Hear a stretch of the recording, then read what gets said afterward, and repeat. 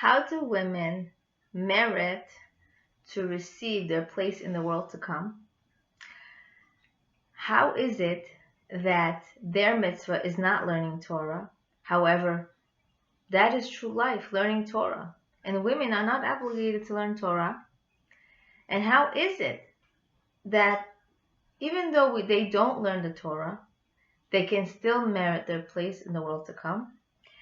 And they can still be granted a beautiful, wholesome, fulfilling life, living the truth, living the way of Hashem? How is it? We know that it's a man's mitzvah to learn Torah. We know that he needs to toil in Torah, struggle, try, discover in order to really love the Torah. And how is it that her mitzvah is really to take care of the home, to take care of the children, and to run the home? And she does not even have to work. She can choose to work. And she can still merit a place in the world to come without even learning Torah. And that is a beautiful thought that our sages teach us. In the Gemara, they ask a profound question. The question is, how is it that women merit their place in the world to come without learning Torah? The study of the Torah is equivalent to all the other mitzvahs. So if the study of Torah is equivalent to all the other positive commandments that we have, how is it that the women don't accrue any credit? Where is their place? And the answer is incredibly beautiful. We women will receive our share in Olam Haba, in the next world, by enabling our husbands and our sons to learn Torah, supporting them, encouraging them, listening to their divrei Torah, to their insights on the Torah, when they have insights to share and inspiration to share. It's their encouragement, the support of us women. And just by us supporting them, we also gain our share in the world to come. We women will receive our part of Torah through the learning of our husbands and our sons. It is the woman who enables her husband and son to learn by taking care of her family and household, and she therefore shares in their learning and its exceptional reward. Where do we learn this from? We learn this from the tribes of Yisahar and Zevulun. The tribes of Zevulun and Yisahar formed a holy partnership. Zevulun was a merchant and went out in ships to trade.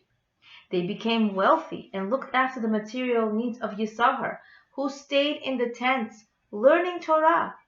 Women are considered partners to their husbands and sons, like the partnership of Yisahar and Zevulun.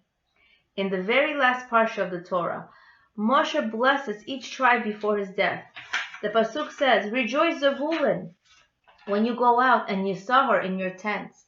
The Midrash explains that Zevulun will rejoice when they go out of this world into the next world, because Yisahar learned in his tent due to Zevulun's financial support, says the Vilna Gaon.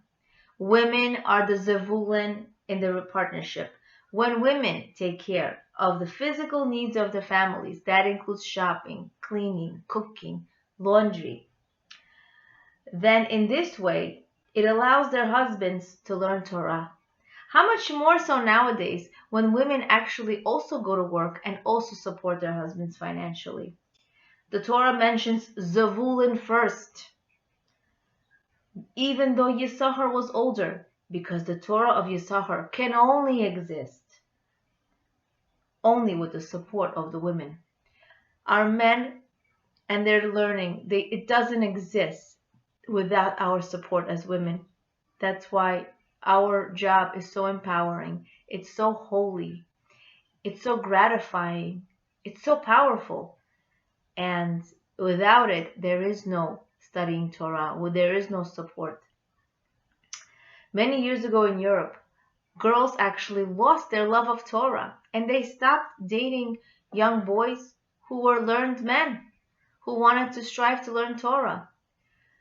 A woman named Sarah Schneerer, She was aware of this painful trend, and in this way she established Beis Yaakov, so that the girls would taste Torah and comprehend its beauty and value. Beis Yaakov is a school for girls. She established it many years ago in Europe. In Tehillim it says, "There is abundant peace to the lovers of Torah, and there is no stumbling block for them." Now the verse says lovers of Torah, not learners of Torah, to include the women and the men who are Zevulans. Although the women might not actually learn, they are bringing much Torah in the world through their support and are incorporated in this blessing. Now we as women, we are so incredibly powerful. Just practically speaking, the woman who refused to have her home renovated so that money can go instead for her husband's learning and her son's learning, to refuse to have her invest in more material things, renovated things into her home in order so that her husband spent less time working and more time learning. There was a woman who encouraged her husband to turn down a promotion in the company he worked for so that he could keep shorter hours and continue his morning and evening learning session. How about forfeiting a fatter paycheck so that a woman really reassures her husband that there's more value than anything else in his learning, more than anything money can buy. And there are women who will give up nights out eating or cleaning help, less cleaning help, so that her son could excel in the yeshiva she knows he can succeed in. And there's a single woman who will give a portion of her salary to her brother in Israel to support his family who's learning Torah. Now, this is how we as lovers of Torah can support those who are learning. We are their support system. If there's no Torah, there's really no life. There's really no purpose in this world. Torah is life. Torah is truth. So we have to know that there are so many ways that we as women can support and encourage those around us and bring more Torah into this world. And when we do, we are protected from the stumbling blocks in life, and we are promised incredible reward in the next world. My own insight is women are hope. Women don't live in the here and the now. They don't have instant gratification. We have hopes and dreams and aspirations, and we see the bigger picture. We know that our sons or our children should attend this school because in the long run, it'll enhance their midot, their character traits. We know this job isn't probably so good for our husbands because maybe it takes so long for him to get home, or if he's too stressed. We know. So because of our wisdom, the wisdom that Hashem gave us, with this wisdom we could use it to elevate the world, elevate our husbands, elevate our sons, to live lives of meaning, closeness to Hashem, close to Torah. Torah is life, Torah is truth. Without it, the world seems dark and gloomy and empty and unfulfilling. May we live fulfilling and blessed lives. And I would like to thank Parsha in Pink, the book Parsha in Pink by Rebbetzin Mindy Botner Lankry, Leah Abramov, Being and Becoming, Awakening Awareness of Your Greatness and Potential.